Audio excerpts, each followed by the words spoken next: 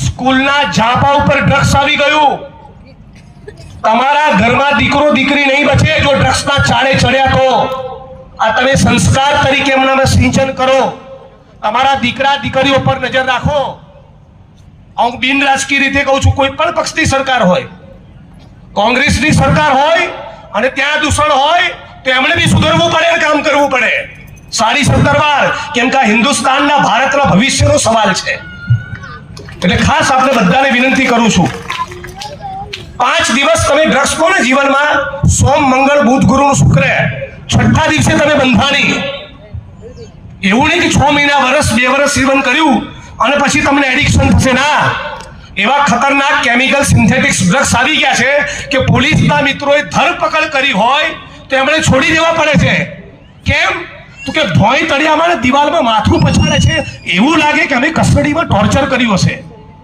કોર્ટમાં આરોપીને, ડ્રગ્સના આરોપીને કોર્ટમાં હાજર કરીએ તો જજને એવું લાગે કે પોલીસ વાળા મારીને લાયા. એટલી ભયંકર પરિસ્થિતિનું નિર્માણ થયું છે. તમામ લોકોને ખાસ વિનંતી કરું છું, તમારા જીવનમાં આ એક સંકલ્પ કરી લો. આપણા પાલનપુરમાં, આપણા બનાસકાંઠામાં, આપણા થરાદમાં, આપણા ગુજરાતમાં, આપણા દેશમાં આ ચરસ ગાંજો ડ્રગ્સ નેસ્તો નાબૂદ થવા જોઈએ. આવો દેશ જોવા માટે ડોક્ટર બાબા સાહેબ આંબેડકરે બંધારણ નહોતું લખ્યું. આવો દેશ જોવા માટે 23 વર્ષની ઉંમરે શહીદ આઝમ ભગતસિંહ ફાંસીના માચડે નહોતા લટક્યા. એટલે આશા રાખું છું કે તમે તમારા ઘરમાં, તમારા પરિવારમાં, તમારા વિસ્તારમાં અને સમાજ તરીકે સમાજના પંચ પટેલો, આ વડીલો જે મંચ ઉપર બેઠા છે એમણે ખાસ કહું કે રોહિત સમાજની, વણકર સમાજની, દલિત સમાજની, અન્ય સમાજની જે પણ મિટિંગો થાય એ દરેકે દરેક મિટિંગમાં તમે ઠરાવ પસાર કરો કે જેના પણ ઘરે ડ્રગ્સ જોવા મળ્યું સમાજની ચોકડી મારી દેશે.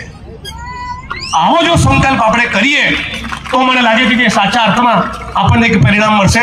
આ બહુ ગંભીર વિષય છે, વધારે વાત આ પ્રસંગે નહીં કરું, પણ આ તમામ લોકોએ મને આમંત્રિત કર્યો કાર્યક્રમમાં 2 શબ્દો